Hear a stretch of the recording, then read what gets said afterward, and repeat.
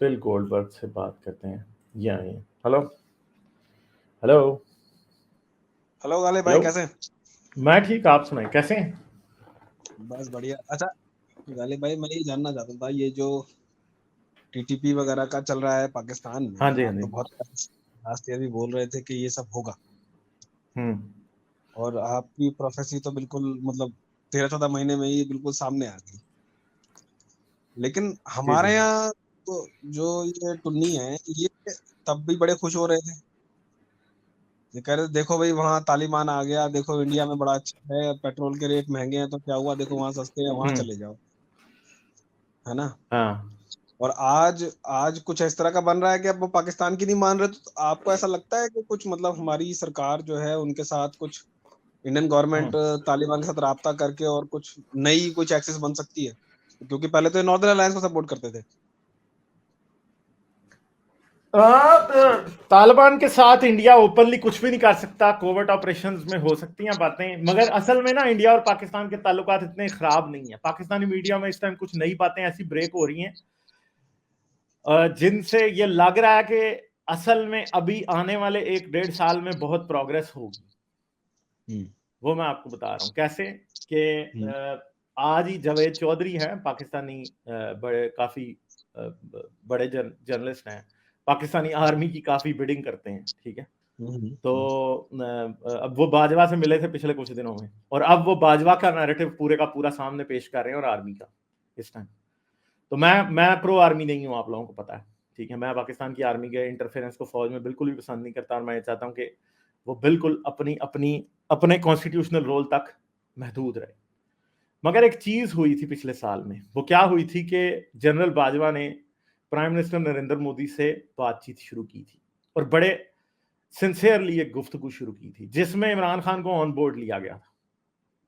और जनरल बाजवा अब ये बातें कर रहे हैं, और पाकिस्तान की जो एस्टेब्लिशमेंट है वो इस बात को कंफर्म कर रही है कि पाकिस्तान की एस्टेब्लिशमेंट, पाकिस्तान के फॉरेन मिनिस्टर और पाकिस्तान की जो डीप स्टेट है वो इंडिया के साथ 20 साल का एग्रीमेंट करना चाहती थी कि हम आपके साथ ट्रेड करेंगे, कोई वॉर नहीं करेंगे, और 20 साल तक हम कश्मीर के बारे में कोई बात नहीं करेंगे। अच्छा। ठीक है जी। ये बात पाकिस्तान की एस्टेब्लिशमेंट ने ओपन की थी इंडिया के साथ। प्राइम मिनिस्टर नरेंद्र मोदी ये मान गए थे, ठीक है, सही है। और प्राइम मिनिस्टर मोदी ने पाकिस्तान आना था 2 वीक्स के दौरे के ऊपर, अच्छा। ठीक है जी। और मतलब ये बिल्कुल एक ऐलान लाहौर वाली बात होनी थी जो वाजपेयी साहब और नवाज शरीफ साहब के दरमियान में शुरू हुई थी, ठीक है। तो इमरान खान ने क्या किया, एंड टाइम के ऊपर इमरान खान चिकन आउट। अच्छा। क्यों? क्योंकि इमरान खान को ये कहा कि जी आपके ऊपर तो उस गद्दार का इल्जाम लग जाएगा जिसने कश्मीर बेचा था, ठीक है। तो इमरान खान चिकन आउट, और उसके बाद फिर रेस्ट इज हिस्ट्री। फिर उसका यूएन का स्पेशल स्टेटस खत्म कर दिया इंडिया ने, और ये सारा कुछ जो है वो हुआ है। तो ये बातें हैं, ये चीजें पाकिस्तान में इस तरह होती हैं। I don't think so. देखें, मैं आपको बताता हूं, मैं ये नहीं कह रहा कि जनरल बाजवा कोई आउट ऑफ गुडविल ये काम करना चाह रहे थे, नहीं नहीं, वो नहीं चाह रहा था ये काम करना आउट ऑफ गुडविल। उसको ये पता था कि वेस्टर्न बॉर्डर पे चैलेंजेस ईस्टर्न बॉर्डर से ज्यादा बड़े हो जाएंगे, ठीक है। ये बात याद रखिएगा। और मेरा ख्याल है कि अगर अगर पाकिस्तान 100% नेक नियति से, और इवन के ये भी होना था, एग्रीमेंट होना था कि किसी भी किस्म के क्रॉस बॉर्डर टेररिज्म को पाकिस्तान से जो इंडिया में होता है या इंडिया से पाकिस्तान में होता है उसको स्टॉप किया जाएगा 100%, ठीक है जी। ये बात हुई थी, और इंडिया की तरफ से भी इस पे 100% विलिंगनेस थी कि हम अगले 20 साल तक कश्मीर को दफन करते हैं। और मैं ये कहता हूं, मेरा तो शुरू से आप लोगों ने नैरेटिव सुना कि मैं समझता हूं कश्मीर इशू को दफन कर देना चाहिए। We don't need Kashmir, Pakistan को नहीं चाहिए कश्मीर। इंडिया का जो है इंडिया के पास रहे, आपके पास जो है आप इसको रख लो, ठीक है, इसको चला लो, बस काफी है, कोई जरूरत नहीं है आपको देने, आपको इस पर लड़ने की कोई। अपनी आर्मी का साइज छोटा करें, अपनी अपने पैसे अपनी आवाम के ऊपर लगाएं, ये चीजें करें, मगर नहीं, ठीक है। तो ये चीजें हैं जो कि होती हैं, जिनको किया जाना जरूरी था। अब मुझे नहीं पता, मुझे लगता कि रियलिटी वो नहीं होगी जो कि एस्टेब्लिशमेंट की तरफ से आ रही है, रियलिटी कहीं दरमियान में होगी, ठीक है। जो इमरान खान कह रहा है एग्जैक्टली वो बात भी नहीं होगी, जो ये कह रहे हैं एग्जैक्टली वो भी नहीं होगी। मगर मुझे लगता है कि इस बात ये बात जो है ना काफी सही है, या मुझे लगता है कि ये हुई जरूर है कि पाकिस्तान अब चाहता है कि इंडियन बॉर्डर सिक्योर किया जाए, वहां पे लड़ाई ना की जाए, क्योंकि अफगानिस्तान का जो तालिबान का चैलेंज है अब वो पाकिस्तान का चैलेंज है। अमेरिका गया वहां से, it is totally a Pakistani problem now. ये पाकिस्तान के गले का ढोल है जो अब बजाना पड़ेगा तालिबान वाला। और हमारे टुन्नी बहुत खुश हैं, हमारे टुन्नी बहुत खुश हैं, पाकिस्तान में सिविल वॉर होने वाला है, बहुत ही कुछ टूट जाएगा पाकिस्तान का सिविल पाकिस्तान। वॉर जो होगा ना, वो जो पाकिस्तान की अभी करंट इकोनॉमिक सिचुएशन है वो उसकी वजह से होगा। और पाकिस्तान का सिविल वॉर जैसे अफगानिस्तान की बुरी सिचुएशन पाकिस्तान के गले पड़ती है, पाकिस्तान की बुरी सिचुएशन इंडिया के गले पड़ेगी। ये बात आप याद रख लीजिएगा। अगर पाकिस्तान में सिविल वॉर हुई तो उसका ओवरफ्लो इंडिया में होगा, इसका नहीं कोई वो इतना वो क्यों, देखें। हमारा तो बॉर्डर बॉर्डर क्लोज है ना, उधर तो नहीं है, ओपन है उधर। आप क्या समझते हैं, क्रॉस बॉर्डर स्मगलिंग नहीं होती? हाँ होती है। बस ये याद रखिएगा, आज इंडिया और पाकिस्तान का बॉर्डर इसलिए क्लोज है कि इस तरफ भी आर्मी बैठी है, इस तरफ भी आर्मी बैठी है। आप सिर्फ पाकिस्तान की आर्मी को बीच में से माइनस कर देना तो उस तरफ वाली आर्मी सब कुछ कंट्रोल नहीं कर सकेगी। जैसे अफगानिस्तान और पाकिस्तान का बॉर्डर उतना लंबा नहीं है जितना इंडिया और पाकिस्तान का बॉर्डर है, पता है ना आपको इस बात का। अफगानिस्तान और पाकिस्तान का बॉर्डर बहुत लंबा है, उसको सिक्योर नहीं किया जा सकता। मगर यह भी याद रखिएगा कि इंडिया और पाकिस्तान का बॉर्डर उससे भी लंबा है। बहुत इम्पॉसिबल है ये बातें कि यहां से चीजें ओवरफ्लो होकर वहां ना जाएं, ये जाएंगी ही जाएंगी, ठीक है, ये बात है। ये वैसे खुश हो रहे हैं, टुन्नी वैसे खुश हो रहे हैं। ये तो कह रहे हैं पाकिस्तान अब बस सिविल वॉर हो गया और बस अब तो पीओके भी हमारा और सब कुछ हाँ बढ़िया। हाँ हाँ, ये बात है। इनको इनको ऐसे ख्वाब दिख रहे हैं, और टीटीपी जो कह रही है उनके लिए बड़े खुश हो रहे हैं, अरे देखो पाकिस्तान के तो वहां मारे जा रहे हैं। मगर अरे भाई उनकी भी गीदड़ भपकी है ना, उनकी पावर अपने पास है। अगर पाकिस्तान भी अपने बॉर्डर्स के अंदर प्रॉपरली इंटेलिजेंस वर्क करे ना तो टीटीपी पाकिस्तान में उस तरह का नुकसान नहीं पहुंचा सकती जैसा बहुत से लोग समझते हैं। पाकिस्तान में टीटीपी हमेशा इसलिए सक्सेसफुल रहती है कि पाकिस्तान में उसकी सपोर्ट होती है एस्टेब्लिशमेंट के अंदर। पाकिस्तान के पास हमेशा एक रीजन थी, पाकिस्तानी एस्टेब्लिशमेंट के पास हमेशा एक रीजन थी टीटीपी को सपोर्ट करने की, वो ये थी, या इवन अफगान तालिबान को सपोर्ट करने की। वो रीजन ये थी कि उधर अफगानिस्तान में अमेरिका बैठा था और पाकिस्तान नहीं चाहता था कि अफगानिस्तान में अमेरिका बैठे, ठीक है। और ये भी याद रखेंगे अफगानिस्तान में अगर अमेरिका बैठा हुआ था तो अमेरिका भी कुछ मतलब पाकिस्तान को ये पसंद नहीं है कि अफगानिस्तान में इंडिया का इंटरफेरेंस हो, ठीक है। उसको खत्म करने के दो तरीके थे, एक ये कि आप तालिबान को सपोर्ट करते हैं, जो कि गलत है 100%। मैं किसी बात को पाकिस्तान की जस्टिफाई नहीं कर रहा, पाकिस्तान की एस्टेब्लिशमेंट से गंदी गेम कोई भी नहीं खेलता, बहुत ही गंदी गेम ये खेलते हैं, ठीक है। तो ये जो जियो पॉलिटिक्स है इस रीजन की अभी, ये बहुत ही खतरनाक है पाकिस्तान के लिए, और इंडिया के लिए तब खतरनाक होगी जब पाकिस्तान किसी एक्सट्रीमली इम्पॉसिबल सिचुएशन में पहुंचेगा, ठीक है। और वो इम्पॉसिबल सिचुएशन पॉसिबल है, अब ये प्रोबेबल है कि ये मुश्किल सिचुएशन उभर के सामने आ सकती है, ठीक है जी, समझे आप ये बात नहीं। कल हारिस बोल रहा था कि इन सब चीजों में सबसे बड़ी बात देखेंगे गालिब भाई, मरता तो गरीब जो सोल्जर होगा पाकिस्तानी आर्मी का, वो तो कोई बहुत करोड़पति आदमी नहीं होगा, वो तो बेचारा किसी गरीब घर से आया, वो ही मारे जाते हैं। और फिर ये क्रेडिट लेते हैं जनरल के, भाई ओ भाई हमने बड़ी कुर्बानियां दी हैं। भाई आपने कौन सी कुर्बानियां दी हैं? वो हारिस कह रहा था आपके बच्चे तो अमेरिका पढ़ रहे हैं, कुर्बानियां दे रहे हैं ये बेचारे गरीब सोल्जर जिसको टीटीपी मार देती है किसी इतनी बेरहमी से। हमारे यहाँ भी ऐसे ही मारे जाते हैं बेचारे वो, और आपके यहाँ भी तो मरता तो गरीब ही है ना हमेशा। हाँ वो बेचारा गरीब सोल्जर। अच्छा आप जो बात कर रहे थे कश्मीर के ऊपर, सबसे बड़ा जो काम कश्मीर को देख के, जैसे पहले मेरी आपसे बहुत पहले 2 साल पहले बात हुई थी इसके ऊपर कि भाई कश्मीर का सॉल्यूशन क्या है, तब आपने कहा था कि इस्लाम अगर बहुत बड़ा रीजन है उसका। जो आप हाँ काम वो कर तो रहे है, हैं, वो तो है, वो तो है, हाँ, उससे जो तो कोई आप डिनाई काम नहीं है। हाँ जो आप काम कर रहे हैं, हारिस काम कर रहा है, उससे कश्मीर का जिहाद सॉल्व हो सकता है। ये आप देखें, टुन्नी में हाँ, हम कितना बड़ा जैसे काम लोग कर दिया अगर आपने। काम करते रहे, हम जैसे लोग अपनी पूरी दिल जमी से काम करते रहें तो शायद कोई थोड़ा बहुत डिफरेंस आए। मगर अब आपको बिल्कुल पता है कि ऊपर से हिंदुत्व ने भी आग लगा दिया। हिंदुत्व भी मुझे लगता है कि शायद मुश्किल है कि चाहे कि कश्मीर का प्रॉब्लम सॉल्व हो। आपको पता है कि ये जो बिल्कुल ट्रूली राइट विंग हिंदुत्व है, संजय दीक्षित जैसी, ये तो नरेंद्र मोदी को भी 1 मिनट नहीं लगाते, ट्रक के नीचे फेंक देते हैं। हाँ मुझे वो बिल्कुल। याद नहीं आ रहा कि कौन सा इशू था जिसके ऊपर नरेंद्र मोदी ने प्राइम मिनिस्टर मोदी ने कोई ली पोजीशन। तो ये मैंने संजय दीक्षित की वीडियो देखी थी, बड़ी बड़ी बकवास की उस बंदे ने। अरे वो नुपुर शर्मा के मसले पे। हाँ जब नुपुर शर्मा को जब पार्टी से निकाला था तब। बिल्कुल बिल्कुल। हाँ, तो ये लोग जो राइट विंगर हिंदुत्व है ना, ये भी नहीं चाहते कि बीजेपी भी स्पेस सेविंग करे। इनका बिल्कुल जेनोसाइड का जो है ना, इनकी इंटेंशन जेनोसाइड की है, कामयाब नहीं होगी। हाँ नहीं बिल्कुल है, बिल्कुल है। बीजेपी भी उतनी एक्सट्रीम नहीं है जितना ये एक्सट्रीम है। हाँ, मगर बीजेपी में आहिस्ता आहिस्ता ये भी ग्राउंड गेन कर रहे हैं। और बीजेपी इनकी, जिस तरह ट्रंप राइट विंगर क्रिश्चियन की वेव पे राइड करता है ना, बीजेपी भी इनकी वेव पे राइड करती है। और हाँ, बीजेपी जो प्राइम मिनिस्टर मोदी की बीजेपी है वो शायद इतनी एक्सट्रीम ना हो, मगर वो जो क्या उसका नाम है, वो योगी आ गया, योगी आया तो वो तो बिल्कुल इनकी गोद में बैठा हुआ है ना। और आपको तो पता है कि इनकी प्रोपेगेंडा मशीन कितनी बड़ी है। आपके और हमारे सामने यूट्यूब पे कितने लोग लॉन्च कर दिए इन लोगों ने। ठीक है भाई, इतने गालिब भाई, इतने एक्स मुस्लिम चैनल खुलते हैं ना, मैं यूट्यूब पे रिकमेंडेशन आती रहती है। मैं आपको फॉलो करता हूँ, हारिस भाई को करता हूँ, तो सैकड़ों की तादाद में वो इंडियन एक्स मुस्लिम है और उनको कुछ नहीं पता। वो बैठ के वो टुन्नियों को इस्लाम सिखा रहे और खुद आता नहीं है। हाँ। अच्छा, हाँ। और हमारे देश के लोगों को कभी ना हिंदुइज्म सिखाया गया है ना, उनको इस्लाम सिखाने पहुंच गई है कि देखो वहां कितना बुरा हो रहा है।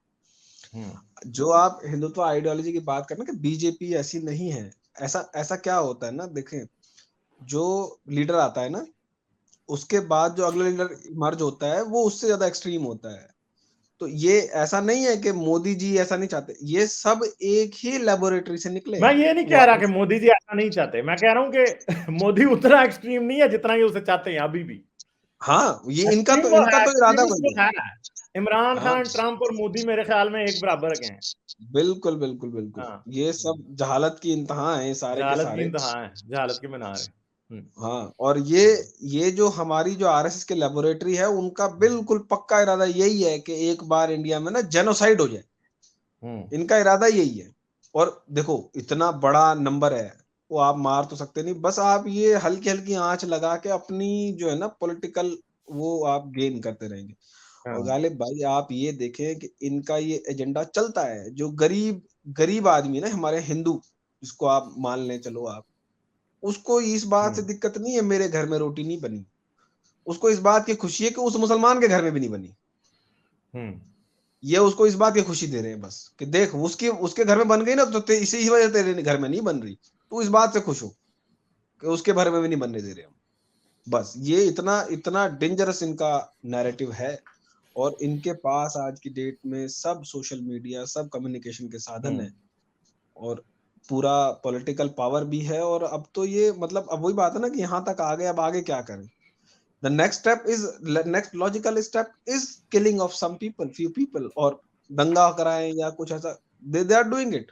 वो वही करते हैं। आप उनसे कभी पूछें भाई, सब चीज ठीक है, सी आपका नैरेटिव क्लियर है कि हम इस्लाम के अगेंस्ट हैं, मुस्लिम्स के अगेंस्ट नहीं, इंसान के अगेंस्ट कोई नहीं होता। वो भी उतने ही बड़े विक्टिम हैं इस्लाम के जितने जितने आप भी मान लें अपने। लेकिन इनका नैरेटिव यही है, इनसे पूछो कि भाई चलो ठीक है, सब कुछ गलत हो रहा है, मुसलमान ऐसे सब कुछ, आप उसका सोल्यूशन बताएं। इनके पास सोल्यूशन यही है कि या तो उनका जिनोसाइड किया जाए, या उनको बे ऑफ बंगाल में जाकर धक्का दे दिया जाए, हिमाचल की हिमालय की चोटी पर ले जाकर धक्का दे दिया जाए। बताओ आप क्या सोल्यूशन है इनके पास, सिवाय ये नफरत सोल्यूशन में। तो नहीं है ना, ये तो और बड़ा प्रॉब्लम है ना। नहीं, मन में आप कभी इनसे, यही तो बात है ना, इतनी नफरतें फैलाते हैं। हो सकता है अगर अल्टीमेटली कोई इनसे पूछे तो they would give only this solution, that we have to kill 25 or 30 crore Muslims. That is the only culmination that they can give. ये मैं इनका 100% लॉजिकल। आपसे एग्री करता हूँ। नफरत जो है ना, वो नफरत की यही शक्ल होती है। आरएसएस आपको पता है वैसे भी हिटलर की आइडियोलॉजी पे चलती है, उसको वो तो हाँ इनका हीरो है। क्या आप कहें? और ये इतने शातिर हैं गालिब भाई, अगर आज आप जो काम कर रहे हैं आपको भी पता है उसका रिजल्ट हो सकता है 20 साल 25 साल बाद आए, है ना, लोग रैशनल हो। ये इतने शातिर हैं, 1925 में बना के ये बैठे, 100 साल से चंदा ले रहे हैं, हर काम करते हैं। पॉलिटिकल पार्टी इन्होंने बहुत बाद में लॉन्च की, they know what they are doing. उसका इनको जो फ्रूट्स है ना वो 90 साल 100 साल बाद मिलेंगे, जो इनको आज मिल रहे हैं।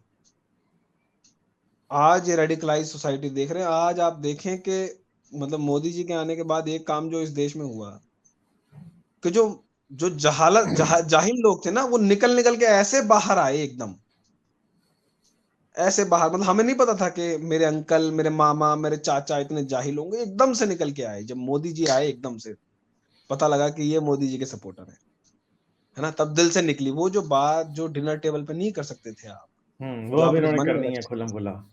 अब वो यूट्यूब पे बैठ के करते हैं। यही तो गेम ये है सारी।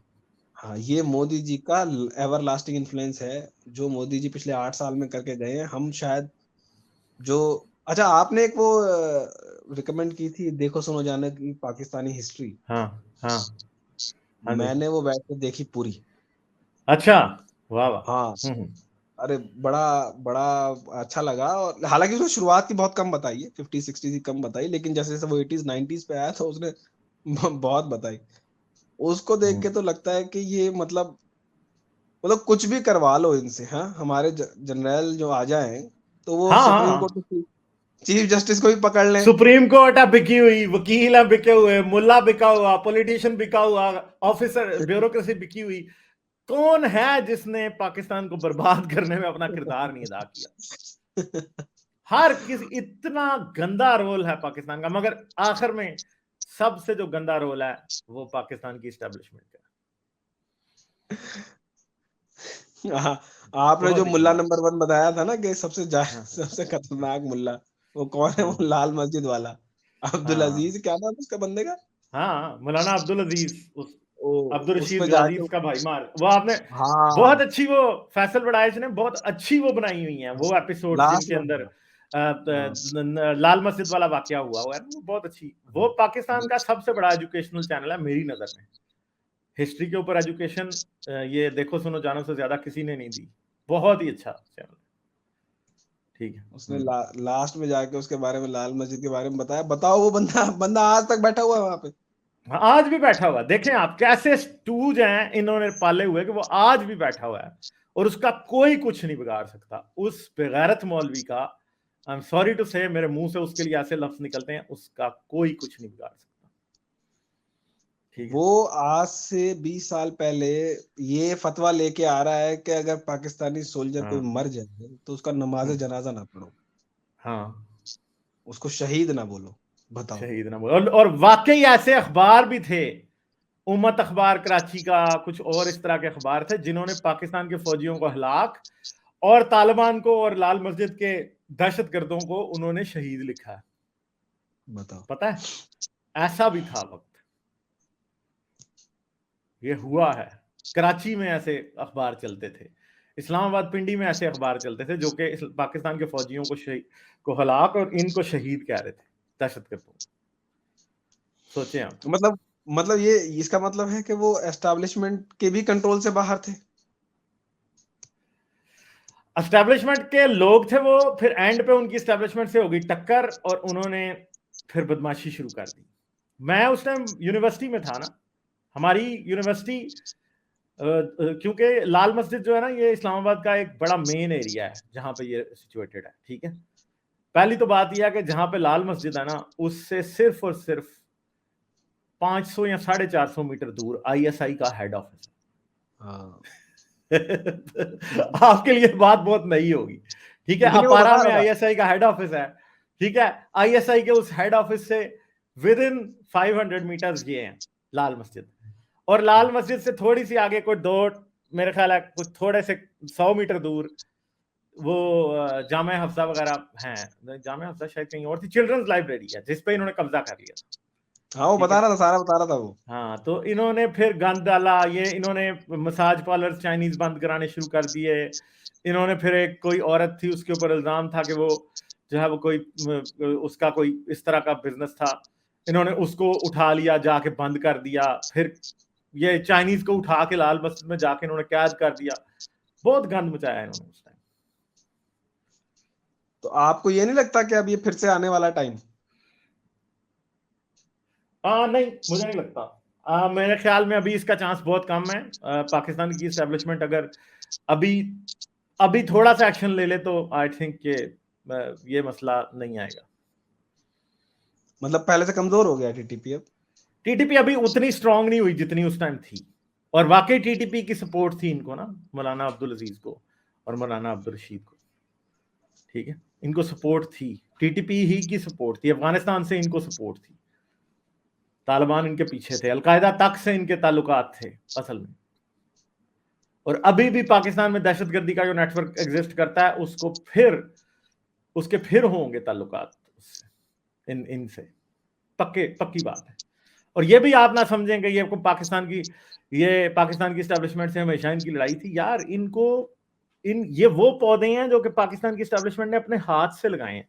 अफगान जिहाद के दौरान लाल मस्जिद जो थी वो गढ़ थी, मुझे याद नहीं है, मुझे लगता है कि ये बात बिल्कुल सच है, लाल मस्जिद में उसामा बिन लादेन भी आया हुआ है अफगान जिहाद के दिनों में, क्योंकि जितने भी लोग रशिया से लड़ने के लिए अफगानिस्तान जाया करते थे वो इधर आते थे, पेशावर में उन्हें ट्रेनिंग मिलती थी, ये उनको इस्लामाबाद में रिसीव करते थे दोनों भाई, ये लाल मस्जिद वाले, और फिर यहां से वो जाते थे आगे।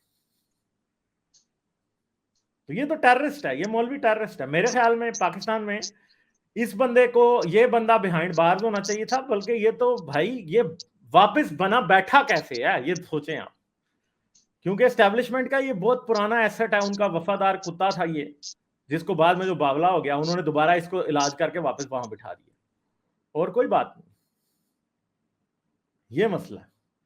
और ये भी ना समझिएगा इस्लामाबाद में इनकी बदमाशी भी चलती है, इनसे कोई पंगा नहीं ले सकता लाल मस्जिद वालों से, पीछे पड़ जाते हैं लोग। ठीक है, अपना भाई भी मरवा दिया उसके बाद भी, भाई भी मरवा दिया। मगर ये भी याद रखें, मुझे नहीं लगता कि वो मौलवी ये समझता कि वो कोई पैसों के चक्कर में कर रहा है, वो वाकई आइडियोलॉजिकली मोटिवेटेड है। खादिम हुसैन रिजवी भी मेरे ख्याल में आइडियोलॉजिकली मोटिवेटेड था, ऐसा नहीं था कि उसे पैसों का लालच था, मुझे नहीं लगता कि खादिम हुसैन रिजवी को खास पैसों का लालच था। हाँ, मगर खादिम हुसैन रिजवी जैसे लोग जब ऊपर पहुंच जाते हैं ना, फिर उनको पैसों का लालच शुरू होता है। पहले वो आइडियोलॉजिकली मोटिवेट होकर ही शुरू होते हैं, बाद में फिर वो क्या करते हैं, ये जब ऊपर पहुंचते हैं उन्हें नजर आता है कि वो ये पैसे भी अब मुझे मिले, फिर वो समझते हैं मेरा हक है कि अब मुझे पैसे मिले, फिर वो शुरू हो जाते हैं। ठीक है, फिर वो इमरान खान की तरह आगे पीछे हाथ पांव मारने शुरू कर देते हैं, हाँ जी लूटो जितना लूट सकते हो, ये बातें। वो हारिस अपने उसमें बोल रहा था एक बंदे के बारे में कि भाई पाकिस्तान के जो जनरल होते हैं वो असद डिक्लेयर नहीं करते, और इंडिया के कोई जनरल ने असद डिक्लेयर किया तो कुछ लाखों में था। तो बाद में किसी ने बताया कि जिस पॉलिटिशियन ने, आजम स्वाति ने ये स्टेटमेंट दिया, उनके खुद के असद कितने हैं वो खुद तो आजम स्वाति तो कनाडा से डिपोर्ट हो गया था ना वो फ्रॉड में वहां पे वांटेड है, वही तो, वो मिलियंस ऑफ डॉलर्स का फाइनेंशियल फ्रॉड करके वहां से भागा था। तो वही उन्होंने बोला कि भाई इस हमाम में लिटरली सारे नंगे हैं। हाँ एग्जैक्टली, मतलब यहाँ वही ईमानदार है जिसका भी, जो अभी आया नहीं पावर में, जिसका भी दार नहीं लगा, जैसे पंजाबी में कहते हैं ना, दार नहीं लगा, जिसको मौका नहीं मिला वही। हाँ बिल्कुल वही, जिसको अपॉर्चुनिटी नहीं मिली, बस अपॉर्चुनिटी मिल गई या उसका अंदर से वही निकले आ रहा है बार बार। बिल्कुल, वही मैं पहले बात कर रहा था ना, पाकिस्तानियों को असूल पसंद आदमी तो पसंद ही नहीं है ना, ठीक है आपको पता नहीं है? नहीं, ये नहीं पता। पाकिस्तानियों को असूल पसंद आदमी नहीं पसंद, नहीं हमें, मुझे लगता है इंडियंस को भी नहीं पसंद, नहीं पसंद। लेकिन हमारे, मैं गालिब भाई बात बताऊं, हमारे उसूल वाली बात नहीं, हमारे आदमी होने चाहिए मुंह से ना बिल्कुल साफ झूठ बोल सके बस, मतलब वो करे कुछ भी सामने से ना कभी कबूल करे। मैं एक वाकया बताता हूँ, ये श्रीशांत वाला, जब ये स्पॉट फिक्सिंग में फंसा तो इसने सबसे पहले जाते जब इसको मुंबई पुलिस ने पकड़ा, दिल्ली पुलिस ने, तो इसने बोला कि भाई मैं इसको, ये होटल में था तो इसको लगा शायद कोई रेड पड़ गई, मतलब प्रोस्टिट्यूशन वाली, तो ये बोलता है कि मैं पार्टी नहीं हूँ, मतलब मैं ब्रोकर नहीं हूँ, मैं पार्टी हूँ, ऐसे बोलता है कि मतलब आई एम नॉट दी अच्छा, person who arrange all this. ये ही कौन है थॉट कि सुशांत? किसकी बात हो रही है ये? क्रिकेटर है ना श्रीशांत, क्रिकेटर है। अच्छा, मुझे नहीं पता इस केस का क्या हुआ ये। हाँ, श्रीशांत एक क्रिकेटर था, जैसे हाँ पाकिस्तानी ये फंसे थे ना मोहम्मद हाँ, आमिर स्पॉट फिक्सिंग में, अच्छा ऐसे अच्छा इंडिया अच्छा, में हाँ श्रीशांत फंसा था स्पॉट फिक्सिंग में, हाँ हाँ आईपीएल में स्पॉट फिक्सिंग करते थे। तो जब उसको दिल्ली पुलिस ने पकड़ा तो उसने बोला भाई मैं ब्रोकर नहीं हूँ, मैं पार्टी हूँ। उसको लगा कि शायद मुझे प्रोस्टिट्यूशन के केस में पकड़ा है, तो दिल्ली पुलिस ने तो बोला भाई हम आपको स्पॉट फिक्सिंग में पकड़ने आए हैं, हाँ। आप उसमें पकड़े गए हैं। तो तब उसने सारा कबूल कर लिया, हाँ मैं ऐसे करता था, पैसे लेता था और ऐसे करता था सब। वो अगले दिन स्टेटमेंट भी आ गया मीडिया में उसके। असल में तो वेरी पाकिस्तान में मुनाफिकत के पैसे है ना, हिपोक्रेसी के। हिपोक्रेट आप बने रहें, बुरा आपको सामने नजर आता है, अरे आंखों का, बस उसे बुरा कहना बुरा है, बुराई करते हाँ रहें आप, बुरा हाँ कहें ना किसी को, बस ये बुरा है हाँ। तो असल जब में। जब वेरी नेक्स्ट जब डे आप उसका पॉइंट वकील आउट करेंगे कि फलां बंदा फलां जगह गलत चीज कर रहा है, तो लोग आपको हाँ दुश्मन डाल देंगे बस फिर। हाँ, अब देखो इमरान खान साहब ने बोल दिया ना कि भाई अपने गुनाहों पे पर्दा डालो। हाँ, नहीं वो तो हजरत मोहम्मद ने बोला था ना। हाँ, तो अब एक बात बताओ, तो गुनाहों पे पर्दा डालना है तो हारिस बोल रहा था ना, फिर वो रजम की सजा क्यों है भाई, गुनाहों पे पर्दा डाल दो। हाँ, वो बात आपकी ठीक है। गुनाहों पे पर्दा डालने की बात जो है वो इस्लाम ने की है सेल्फिश, यानी रसूल अल्लाह को ये लगता था कि मेरे गुनाहों पे पर्दा डाल दो, दूसरों पे ना डालो, दूसरों के खुले बताओ ना, मेरे पे अच्छा डालो बिल्कुल। पर्दा, फिर मैं और अपनों पे पर्दा डालने के लिए लोग किसी भी हद तक चले जाते हैं। ठीक है, जो खुद मैस क्रिएट किया होता है ना, जैसे ये अभी कार वाला मसला ही था, इसके अंदर ही जो खुद किया होता है उसके लिए तो हिनर सालत की धमकियां देने लग जाएंगे दूसरों को। ठीक है, अपना मैस खुद नहीं उठाते ना, ये मसला है। तो वो जो श्रीशांत वाला मसला था उसमें वेरी नेक्स्ट डे जब उसका वकील आया तो श्रीशांत पलट गया, बोला मैंने कब कहा मैं स्पॉट फिक्सिंग करता हूँ। एक दिन पहले सब मान गया, वकील ने आके बोला कुछ भी हो जाए सच नहीं मानना। हाँ, अपना चले गलती ठीक है, और बात आप करेंगे, मैं फिर आगे चलता हूँ। ठीक है, हाँ हाँ ठीक ठीक ठीक है गालिब भाई, ठीक है, थैंक यू। चले, सही है, ठीक है, thank you, okay, bye bye. इन्होंने बेसिकली जो 3-4 रीजंस दिए थे, ख़वातीन जो हैं उनको बैन किया गया यूनिवर्सिटी में रिसेंटली, तो उनकी उसके रीजंस मैं आपको बताना चाहता था। This came out someone had shared. ख़वातीन की तालीम पर पाबंदी की बुनियादी वजूहात। पहली वजह इन्होंने ये बताई है, एक सूबे की औरत का दूसरे सूबे में बगैर महरम के क़याम होता था, जो कि शरन जायज़ नहीं है। मतलब फॉर अच्छा, यूनिवर्सिटी एजुकेशन एक औरत वाह दूसरे जी सूबे वाह, जा रही है टू हाँ, टेक एजुकेशन, तो विदाउट अ इनके महरम। नजदीक वो शरन अनएक्सेप्टेबल था। और exactly, I mean for me I even had to travel outside of my city for university education, so why not women? So basically ये कह रहे हैं क्योंकि उनकी you know this kind of is against the sharia के ना महरम के साथ, क्योंकि a lot of women live in girls colleges and you know hostels। अच्छा, दूसरी वजह ये लोग कह रहे हैं बावजूद कोशिश के शरीयत के मुताबिक हिजाब का सिस्टम नहीं बन रहा था। मतलब obviously class में probably if women feel comfortable to take off their hijab, this was not going down easily for them। तो ये this is the second reason। third reason उन्होंने कहा है अक्सर यूनिवर्सिटी में मर्द वजन का इख्तिलात था जिसके लिए कोई मुतबादल रास्ता नहीं था। मतलब मर्दों की तादाद ज़्यादा थी, औरतें कम थी एजुकेशन में। तो instead of encouraging women to come to universities to enroll more and increase their number so that they equate with the number of men in universities, इन्होंने औरतों को इक्वेशन से ही निकाल दिया। इनके लिए ये रास्ता, ये सलूशन थी। और फोर्थ रीजन इन्होंने दिया कि मौजूदा निसाब में कुछ ऐसे निसाब हैं जो खवातीन के लिए ज़रूरी नहीं, जैसे कि इंजीनियरिंग, ज़राअत वगैरह। So they don't know about the so many women who have gone into NASA. They're working in the field of medicine and engineering, and they have such successes. So many women have won Nobel prizes in science and technology. For them, this is still an issue in the 21st century. It is क्या बोलें इसके बारे में। Like, share और subscribe करना मत भूलें। इसके साथ साथ आप मेरे चैनल को पेट्रियन पर सपोर्ट कर सकते हैं। पेट्रियन का लिंक वीडियो की डिस्क्रिप्शन में है।